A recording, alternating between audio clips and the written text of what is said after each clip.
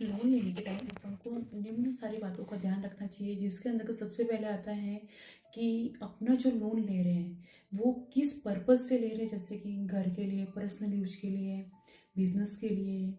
जैसे अपने को जैसा अपना पर्पज़, जैसा अपना रिक्वायरमेंट, उसके साथ ही मेजर पॉइंट होता है अपना अपना इंटरेस्ट रेट क्या होगा। अपना इंटरेस्ट रेट जैसे कि 14% हो गया, 10% हो गया। एनबीएफसी 14 से 11 से 15 तक भी करती है।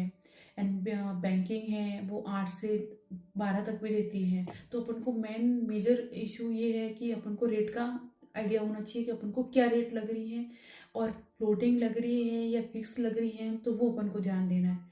तीसरा पॉइंट है अपना जो ईएमआई या रीपेमेंट की कैपेसिटी होगी, वो कितने परसेंट तक अपन पेमेंट करेंगे, कितनी अपनी ऑब्लिगेशन चल रही है, उसके अकॉर्डिंग अपन ईएमआई भर पाएंगे या नहीं।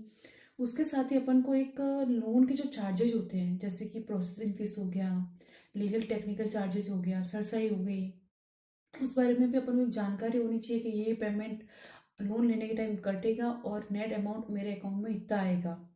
एक लोन लेने के लिए सबसे पहले अपन को ये देखना है कि मॉर्गेज है। तो मॉर्गेज के अंदर क्या होता है कि अपन को एक सिक्योरिटी जमा करवानी पड़ती है, जैसे कि मॉर्गेज डीड हो गया।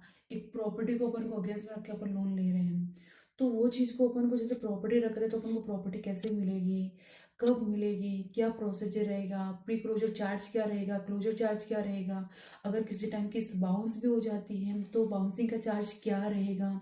उसके साथ ही प्री पेमेंट या फोर क्लोजर के जो रूल्स से हैं, एक्स्ट्रा पेमेंट देने पर पेनल्टी तो नहीं है, पहले पार्टिसिपेट पेमेंट अलाउ है या नहीं है। फ्लोटिंग रेट लोन में जनरली नो होती है, लेकिन कहीं भी होती भी है। सबसे पहले अपन को एक सिबिल स्कोर देखना पड़ता है कि अपना सिबिल स्कोर क्या है।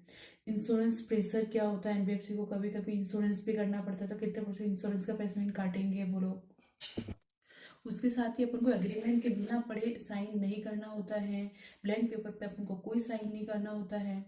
और रही बात सब कुछ, जो सैंक्शन लेटर है उसको देखने के बाद आपका लोन अमाउंट क्या है, टेन्योर क्या है, ईएमआई क्या है, उसके साथ इंटरेस्ट रेट क्या लगेगी, फिक्स है, फ्लोटिंग है, पर्पस क्या है, कितने टाइम के लिए अपन को लोन किया गया है, क्या चार्जेस है, वो सब देखने के बाद अपन को सैंक्शन लेटर पे साइन करनी चाहिए।